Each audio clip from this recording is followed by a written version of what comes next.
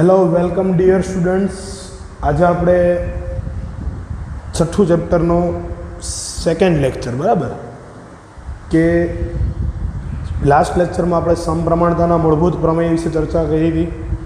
સમપ્રમાણતાનો મૂળભૂત પ્રમેય I hope કે બધાએ પાકો કરી લીધો હશે, બરાબર.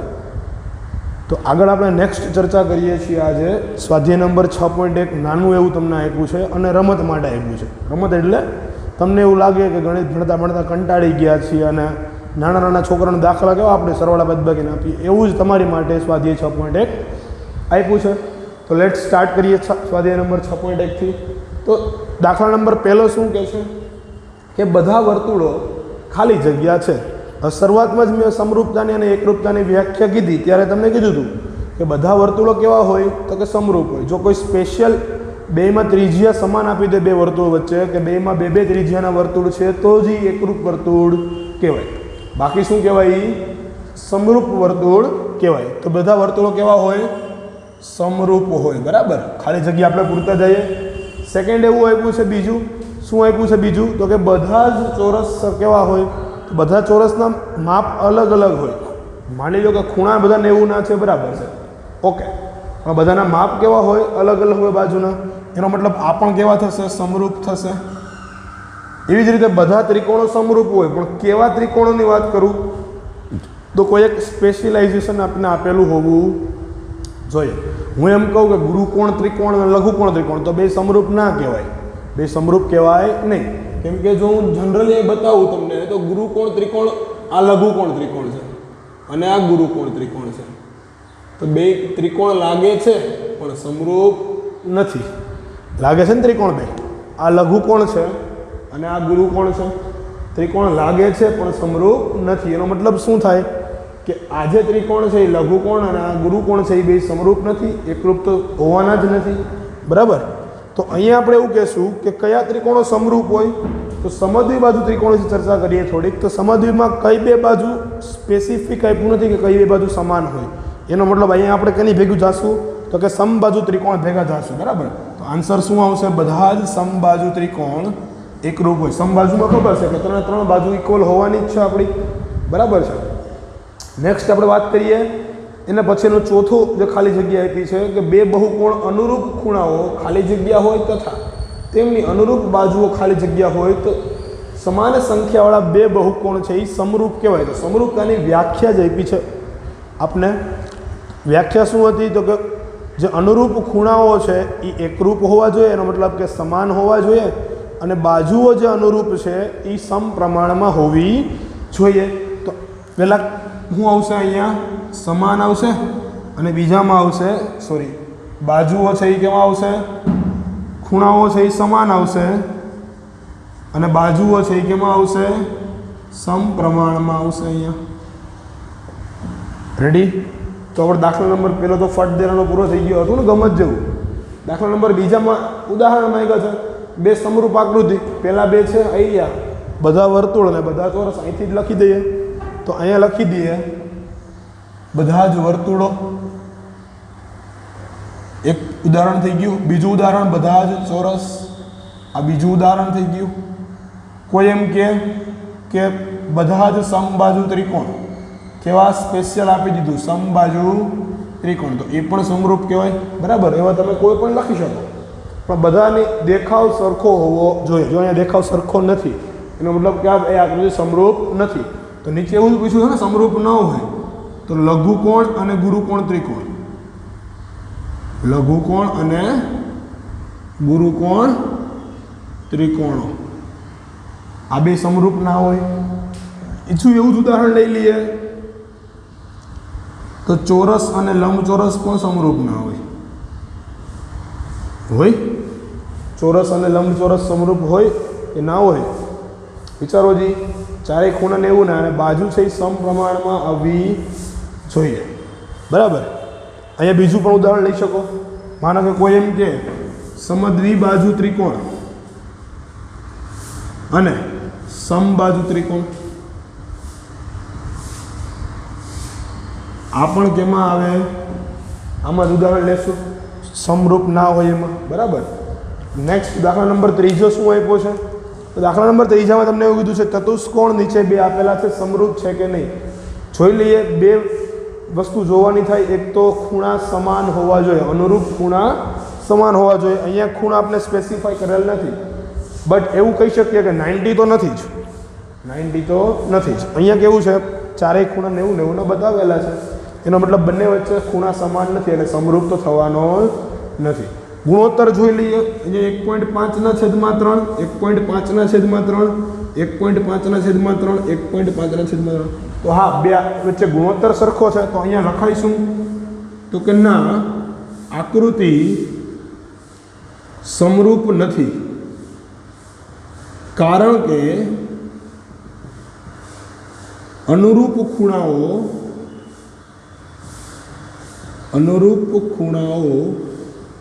એકરૂપ નથી. બરાબર. બાજુ વિશે લખવું હોય તો લખી શકો, પણ અનુરૂપ ખૂણાઓ એકરૂપ નથી એનો મતલબ કે એ આપણું સમરૂપ નથી. તો હવે જે આપણે ચર્ચા કરીએ છીએ, તમારા પહેલાં બે ઉદાહરણ લઈએ છીએ જે તમે કાલે નેક્સ્ટ સમપ્રમાણતાનો મૂળભૂત પ્રમેય ભણ્યા હતા એના ઉપરથી જ છે.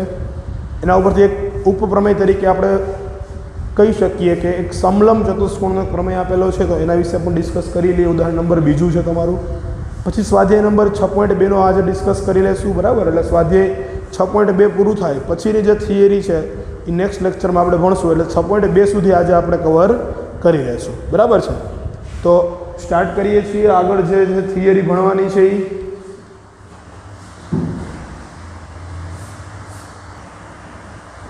તો નેક્સ્ટ આપણે વાત કરીએ છીએ આપણું ઉદાહરણ નંબર 1. ઉદાહરણ નંબર 1 શું કહે છે કે જો કોઈ એક રેખા ત્રિકોણ એબીસીની બાજુઓ AB અને AC ને અનુક્રમે D અને E બિંદુમાં છેદતી હોય તથા DE સમાંતર BC હોય, બરાબર, તો સાબિત કરો કે AD ના છેદમાં AB બરાબર AE ના છેદમાં AC. તો આને કઈ રીતે સાબિત કરશું આપણે? તો આપણે આ પ્રમેય ઓલરેડી ભણી ગયા છીએ, સમપ્રમાણતાનો મૂળભૂત પ્રમેય. એના ઉપરથી જ ત્યારે મેં તમને સમજાવ્યું હતું કે કેવી રીતે લખશું. એકવાર ફરીથી જોઈ લઈએ શું સાબિત કરવાનું કહે છે. AD ના છેદમાં આખી બાજુ AB બરાબર AE ના છેદમાં આખી બાજુ AC સાબિત કરી દઈએ. બરાબર. પહેલાં તો જે આપ્યું છે એનું થોડીક ડિસ્કશન કરી લઈએ. તો અહીંયા લખાય એવું ત્રિકોણ ABCમાં સમાંતર શું આપ્યું છે તો કે DE સમાંતર BC છે તથા A'D' B અને A'E'C છે. બરાબર. આટલું તમને રકમમાં આપ્યું છે. ABCમાં આ D છે, BC ને સમાંતર છે, A'D' B અને A'E'C છે. તો એવું કહેવાય કે સમપ્રમાણતાનો મૂળભૂત પ્રમેય એનો નંબર હતો પ્રમેય નંબર 6.1.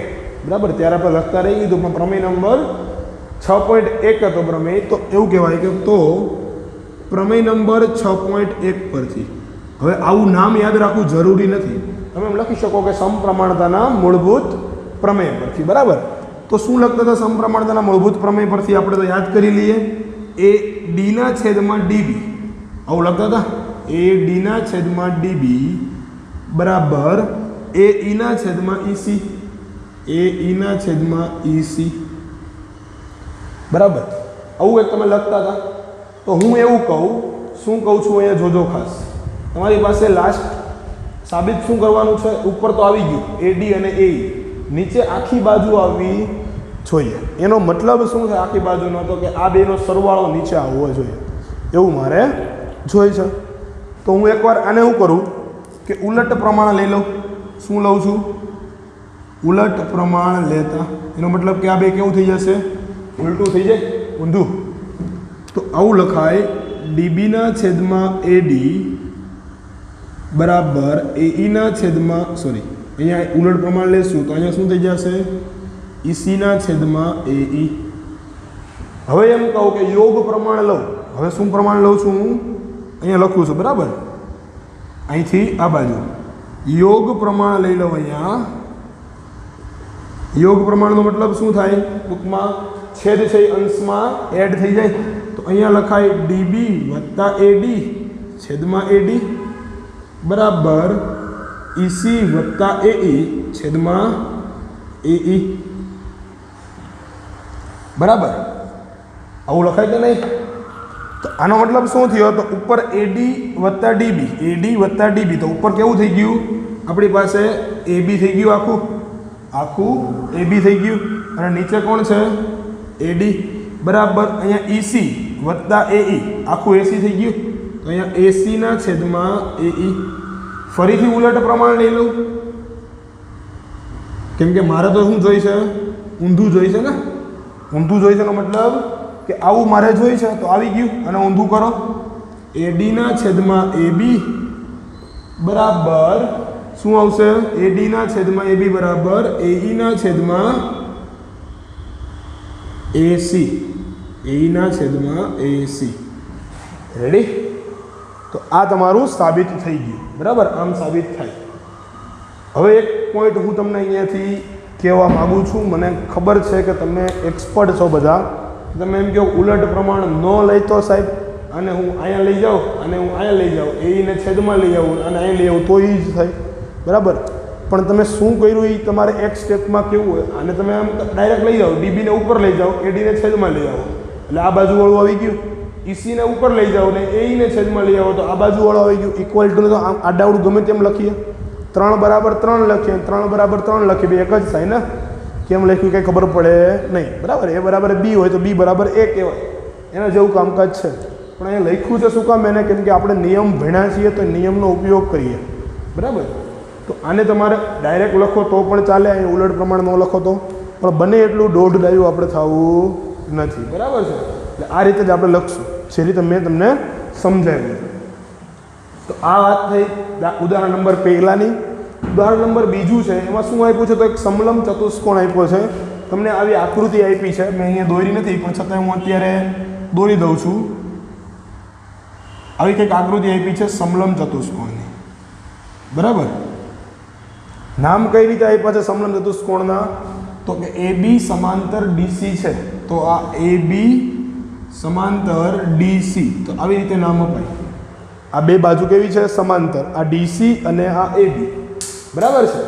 બે સમાંતર હોય પછી આગળ કીધું છે કે E અને F અનુક્રમે તેની સમાંતર ન હોય તેવી બાજુ ઉપર છે. એટલે આ બાજુ પર કંઈક છે, AD ઉપર E છે અને અહીંયા કઈ છે? F છે. આની વચ્ચે હું એક રેખા દોરી દઉં. E શું કહે છે? તો કે EF AB ને સમાંતર થાય છે, બરાબર? તો તમારે સાબિત કરવાનું છે AE, આ AE ના છેદમાં ED બરાબર BF ના છેદમાં FC, બરાબર? તો આવું તમારે સાબિત કરવું છે. તો આપણે સમપ્રમાણતાના જ પ્રમેયનો ઉપયોગ કરીએ છીએ. જોજો કઈ રીતે થાય છે સાબિત. તો આકૃતિ આના જ છે, એમાં હું થોડુંક એડિટિંગ કરું. એનો મતલબ કે અહીંથી એક હું વિકર્ણ દોરું છું, બરાબર? અહીંયા નામ આપી દઉં G બિંદુ, કોઈ પણ નામ આપો. આ એક વિકર્ણ છે, એના એ નામ શું આપું છું? G બિંદુ. રેડી? હવે આઈ હોપ કે તમને બે ત્રિકોણ દેખાતા હશે. એક ત્રિકોણ દેખાય છે મને ADB અને બીજો ત્રિકોણ દેખાય છે DCB. દેખાય છે બે ત્રિકોણ. તો બે ત્રિકોણને અલગ અલગ કરીએ આપણે. પહેલાં થોડુંક ડિટેલ લખ્યું હોય તો લખી દઈએ કે અહીં આકૃતિમાં ત્રિકોણ ADB અને ત્રિકોણ DBC આપેલ છે. બે ત્રિકોણ આપેલ છે, બરાબર? તમને તો પહેલા વાત કરું ત્રિકોણ ADB માટે. કોની માટે? ADB માટે. કેવો ત્રિકોણ છે ADB? તો અહીંયા ફરીથી એકવાર દોરું છું. ADB ને જ ખાલી રિપ્રેઝન્ટ કરીએ છીએ આપણે. અહીંયા D છે, અહીંયા A બિંદુ છે અને અહીંયા B બિંદુ છે. વચ્ચે E અને G છે. કોને સમાંતર છે? E અને G. જોવો જી, E અને G કોને સમાંતર છે? AB ને સમાંતર છે. દોરી દીધા, બરાબર? તો આના ઉપરથી હું સમપ્રમાણતાનો પ્રમેય લગાડું તો અહીંયા લખાય પ્રમેય નંબર 6.1 પરથી. સમપ્રમાણતાનો પ્રમેય લગાડો 6.1 પરથી. તો સમપ્રમાણતાનો પ્રમેય શું લાગશે અહીંયા? તો કે DE ના છેદમાં AE. અહીં હું લખાય DE ના છેદમાં AE બરાબર ડી જીના છેદમાં જીબી. તો અહીંયા લખાય ડી જીના છેદમાં જીબી. આને હું સમીકરણ 1 કરીને સાચવી લઉં. સમીકરણ 1 કરીને હું એને સાચવી લઉં છું. હવે નેક્સ્ટ શું વાત કરીએ આપણે, તો કે બીજો જે ત્રિકોણ હતો એને દોરીએ, પણ એને હું આમ ફેરવી નાખું છું, બરાબર, ઊંધો. એનો મતલબ કે આને પાયો કરી દઉં અને આ બી બિંદુને ઉપર લઈ જાઉં, તો આવો કંઈક ત્રિકોણ થાય. જોજો, આ પાયો થઈ ગયો ડી અને સી. ડી બાજુ બિંદુ કયું છે? જી અને બી. તો અહીંયા જી છે, અહીંયા બી છે, અને સી અને બીની વચ્ચે કોણ છે? એફ છે. તો અહીંયા તમને એવું કંઈક દેખાય છે કે આ જીએફ છે એ આને સમાંતર છે, સીડીને. આ જીએફ છે એ સીડીને સમાંતર છે, બરાબર. તો હવે આવો જ બની ગયો ત્રિકોણ અહીંયા. તો આને પણ સમપ્રમાણતાનો મૂળભૂત પ્રમેય લગાડી દઈએ, તો આના ઉપરથી એવું લખાય કે પ્રમેય નંબર 6.1 પરથી શું લખાય? બીજીના છેદમાં જીડી. બીજીના છેદમાં જીડી બરાબર આ બાજુ લખાય બીએફના છેદમાં એફસી. બીએફના છેદમાં એફસી, બરાબર આવું લખાય. બીજીના છેદમાં જીડી બરાબર આ ઘટકાના છેદમાં આ ઘટકો બરાબર આ ઘટકાના છેદમાં આ ઘટકો. આને કહી દઈએ ઇક્વેશન નંબર 2. ખાસ જોજો, અહીંયા આ કયા ત્રિકોણ માટે લખ્યું છે? ત્રિકોણ ડીબીસી માટે અથવા સીડીબી માટે, બરાબર. ડીબીસી તો ડીબીસી માટે, બરાબર છે. હવે બે સમીકરણ તમે જુઓ, કાંઈક સરખું લાગશે. શું સરખું લાગે છે એ જોઈએ આપણે સાબિત કરવું છે આવું કંઈક.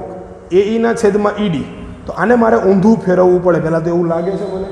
તો સમીકરણ 1 માટે અહીંયા લખીએ. સમીકરણ 1 માટે ઉલટ પ્રમાણ લેતા, ઉલટ પ્રમાણ લેતા. તો સમીકરણ 1 ને ઊંધું કરી દઉં તો આવું લખાય એઈના છેદમાં ડીઈ બરાબર આ બાજુ ઉલટ લઈ લઈએ તો બીજી, બીજી ના છેદમાં જીડી,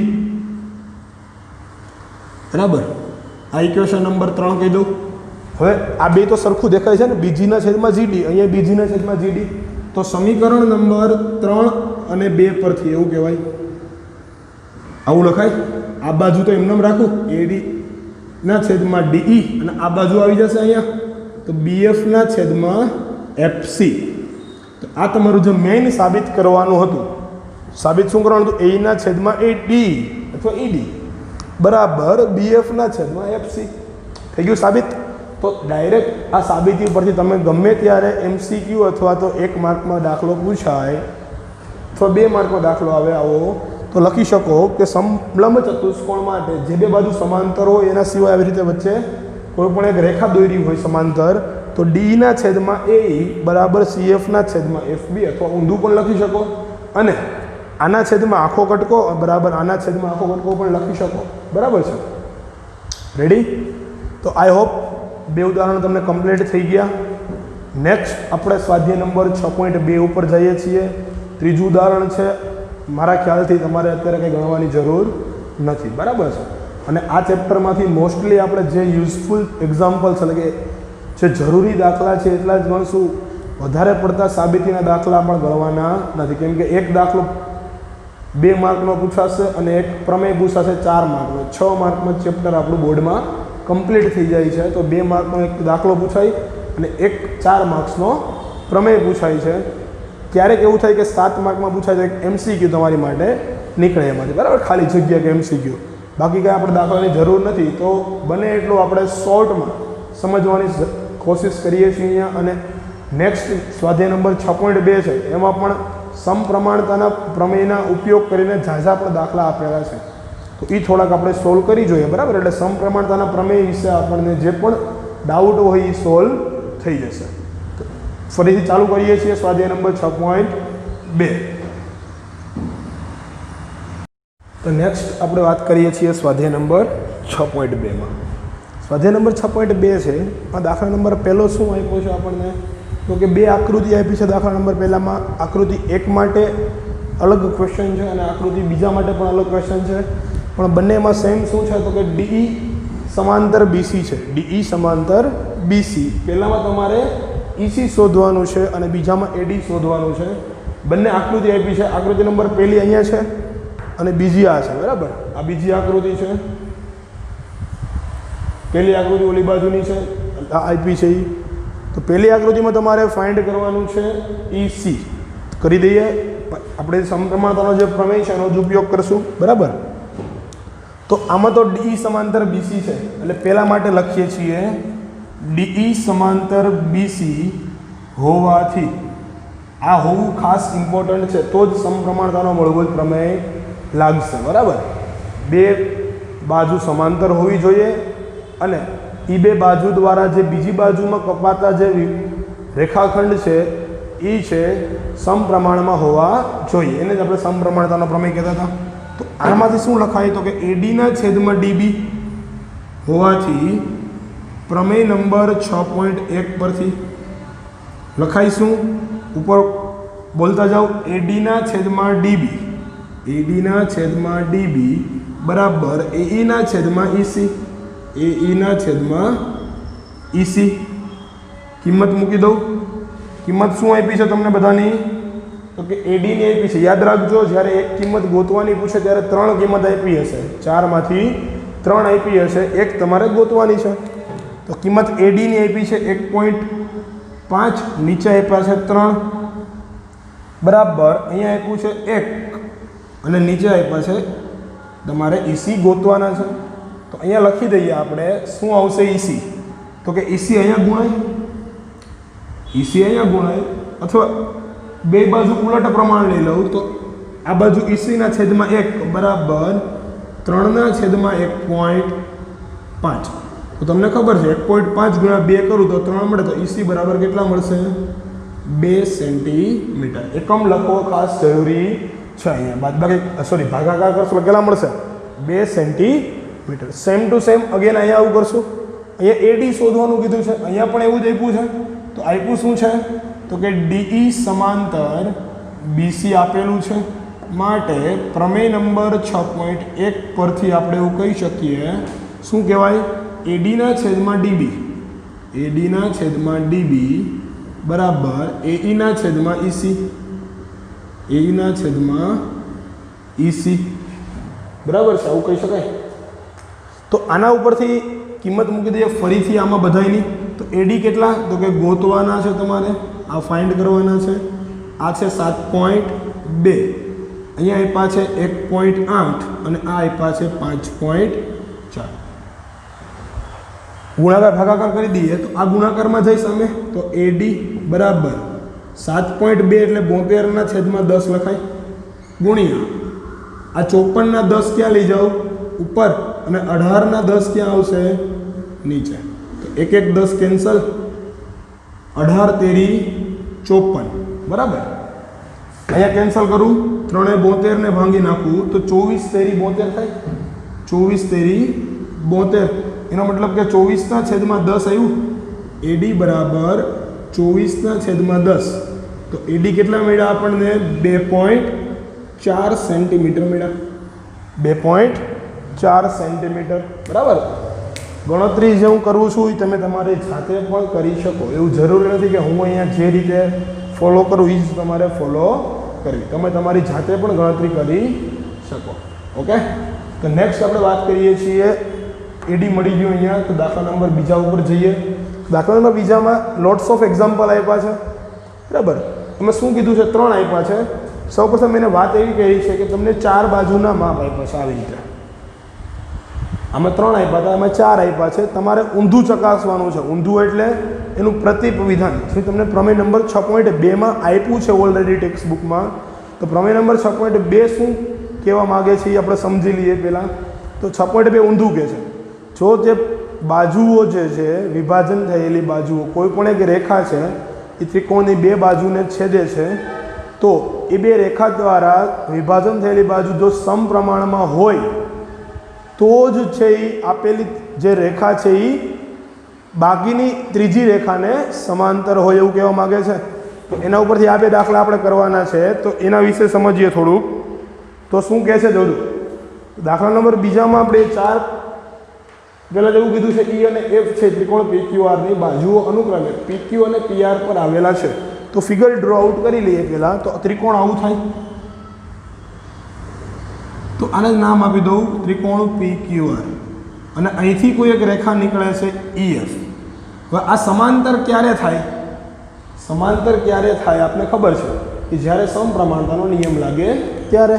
તો PE ના છેદમાં EQ બરાબર PF ના છેદમાં PR થવું જોઈએ, બરાબર, PF ના છેદમાં PR થવું જોઈએ, બરાબર। તો એનો મતલબ કે બે બાજુ જો ઇક્વલ મળે તો આપણે કહેશું સમાંતર છે, બાકી સમાંતર નથી। તો અહીંયા પહેલું લઉં છું, પહેલામાં શું તમને આપ્યું છે આના ઉપરથી ડિસ્કસ કરીએ। તો PE આપ્યું છે, આ PE, આ EQ આપ્યું છે, આ PF આપ્યું છે અને FR આપ્યું છે। તો એવું લખાય કે અહીં સમપ્રમાણતાના મૂળભૂત પ્રમેય પરથી અથવા 6.1 પરથી, બરાબર, મૂળભૂત પ્રમેય પરથી શું લખાય? PE ના છેદમાં EQ, PE ના છેદમાં, અલગ પેનથી લખવું એટલે તમને ક્લિયર દેખાય, બરાબર, અલગ પડે થોડુંક। PE ના છેદમાં EQ બરાબર PF ના છેદમાં FR। કિંમત મૂકી દો બધી। PE 3.9 છેદમાં 3 બરાબર અહીંયા આપ્યું છે 3.6 છેદમાં 2.4, છેદ ઉડાડી દઈએ, બરાબર। તો અહીંયા ઉડાડું હું 3 ભાગ્યા આ કરું તો 1.3 આવશે, બરાબર। અને અહીંયા ઉડાડું તો 12 2 24, 12 3 36, 12 2 24, સોરી ઊંધું થઈ ગયું, 12 2 24 અને 12 3 36। તો 3 ના છેદમાં 2 વધ્યું, એનો મતલબ અહીંયા વધ્યું શું? તો કે 1.3 ના છેદમાં કાંઈ નહીં તો 1 બરાબર 3 ના છેદમાં 2। આ તો કેવું થાય? નોટ ઇક્વલ ટુ થાય ને, બે ઇક્વલ થાય નહીં, ઇક્વલ થાય તો જ બે વચ્ચે ઇક્વલ ટુ લખાય, આ બે ઇક્વલ થતા નથી। કેવું થાય છે? નોટ ઇક્વલ ટુ, કેમ કે આ 1.3 થયા, આ 1.5 થયા, તો બે કેવા થાય? નોટ ઇક્વલ ટુ થાય। માટે અહીંયા એવું લખાય કે આ જે તમે લખ્યું છે PE ના છેદમાં EQ naught equal to PE ના છેદમાં FR, માટે અહીં EQ સમાંતર કેને હતું? QR નથી, બે સમાંતર નથી। જો ઇક્વલ ટુ બંને વચ્ચે આવી જાય, બે બાજુ કિંમત સરખી આવે તો જ આપણે એવું કહી શકીએ કે ઇક્વલ છે, બરાબર। અહીંયા કોઈને અલગ અલગ ગોતવું હોય તો ગોતી શકે, હું બીજા દાખલામાં અલગ અલગ ગોતું છું, બરાબર। અહીંયા ભેગા રાખ્યા છે મેં, બીજા દાખલામાં અલગ અલગ ગોતું છું, તો એ રીતે પણ તમે કરી શકો। તો એકવાર આ ફટાફટ સ્ક્રીનશોટ લઈ લેજો એટલે હું અહીંથી ઇરેઝ કરી દઉં છું, બરાબર। રેડી? આવી ગયો સ્ક્રીનશોટ? ઓકે, હાલો।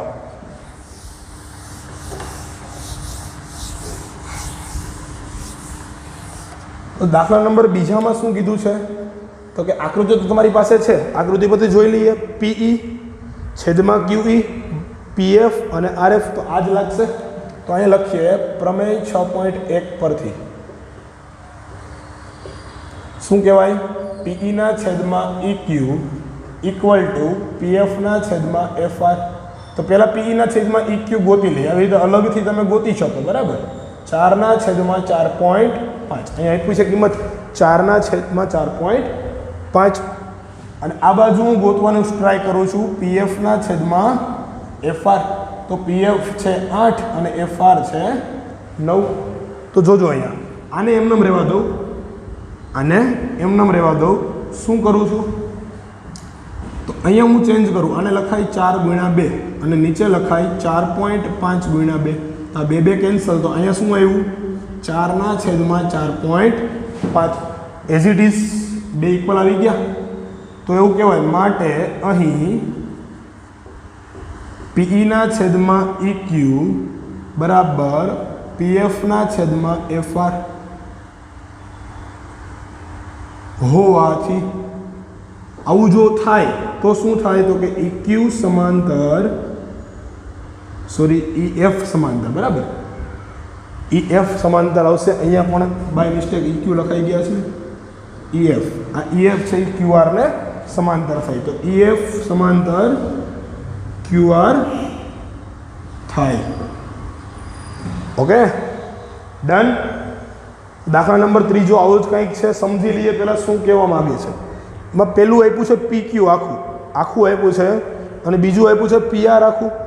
કંઈ વાંધો નહીં, બે આખી બાજુ આપી છે, PE ઉપરની બાજુ અને PF ઉપરની બાજુ. તો હમણાં જ આપણે ઉદાહરણ નંબર 1માં જોયું કે આના છેદમાં આખું બરાબર આના છેદમાં આખું, એ પણ યુઝ કરી શકીએ. તો ચાલો એ યુઝ કરી લઈએ. અહીંયા લખું બરાબર, આ ઇરેઝ કરીને અહીંયા લખું છું બાજુમાં જ. તો ત્રીજા દાખલા માટે શું કહીએ છીએ તો કે સમપ્રમાણતાના પ્રમેયના પરિણામ પરથી, એના જે પરિણામ આવ્યા હતા પરિણામ પરથી એવું લખી શકીએ આપણે કે PEના છેદમાં આખી બાજુ આખી બાજુ કઈ છે PQ, PEના છેદમાં PQ બરાબર PFના છેદમાં PR. કિંમત મૂકી દો, ઇક્વલ આવી જાય છે. જોઈ લઈએ PE કેટલા છે 0.18, મૂકવામાં ભૂલ ન થાય કિંમત બરાબર. અહીંયા 1.28 બરાબર. આ બાજુ PF કેટલા 0.36 અને નીચે 2.56 બરાબર. તો અહીંયા બધાને ખબર પડતી હશે કે જો અહીંયા 2 પોઈન્ટ, અહીંયા 2 પોઈન્ટ કેન્સલ થઈ જાય, અહીંયા 2 પોઈન્ટ, અહીંયા 2 પોઈન્ટ. અંશ છેદમાં 100 લખવાની જરૂર નથી. તો આના પછી કયું સ્ટેપ આવશે તો કે 0.18 છે ને કેવા થઈ જશે 18 છેદમાં 128 બરાબર 36 છેદમાં 256. જો જે કોમ્બિનેશન કઈ બેસે છે અહીંયા ઉડાડી દઉં હું 128 6 બરાબર આવી જશે કે નહીં. અહીંયા આવું કરીએ 36 6 જોજો અહીંયા 36 ગુણ્યા 6 કરું તો 6 છે 36 છગડો વધી પડી 6 18 સોરી 6 એ નહીં ચાલે બરાબર. કેટલા ચાલશે 8 ચાલશે. કેટલા ચાલશે ભાગ જોવો જી.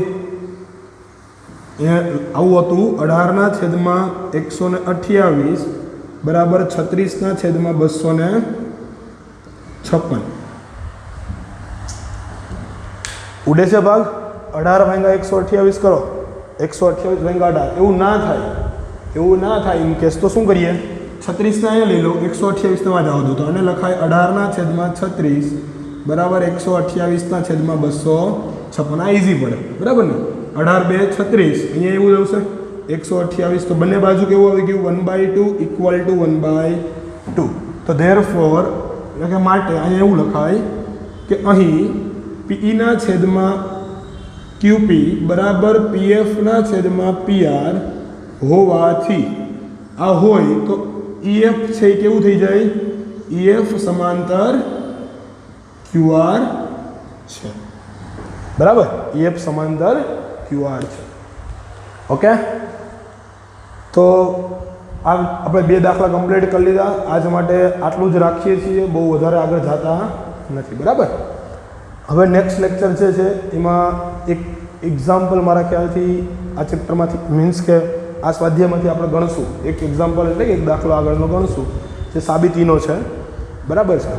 એના પછી આપણે એકવાર હું તમને એવું આગ્રહ રાખું છું કે 9મા ધોરણમાં તમે જે ખૂબાખૂ બાખુબા એ બધી શરત ભણ્યા હતા ત્રિકોણ ચેપ્ટરમાં એકવાર રિવાઇઝ કરી લ્યો બરાબર છે.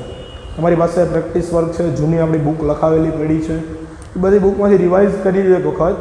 તો રિવાઇઝ કરેલું છે એ હતું એકરૂપતા માટેની શરત હતી. હવે આપણે સમરૂપતા માટેની શરત ભણશું, પણ બેયનું કોમ્બિનેશન જ છે. એકરૂપતા અને સમરૂપતામાં થોડો ઘણો ચેન્જ આવશે બરાબર. બાકી બધું કોમ્બિનેશન છે, એક સરખું જ છે. તો એ જો રિવાઇઝ કરી હશે તો મજા આવશે લેક્ચરમાં. તો મળીએ છીએ ફરીથી ન્યૂ લેક્ચર સાથે. ત્યાં સુધી હજી એકવાર કહી દઉં છું કે રિવિઝન કરજો, ત્યારે ખબર પડશે કેમ કે થિયરી છે, નવું છે તમારી માટે બરાબર. તો રિવિઝન કરતા રહેજો. મળીએ છીએ ફરીથી. Best of luck. Thank you.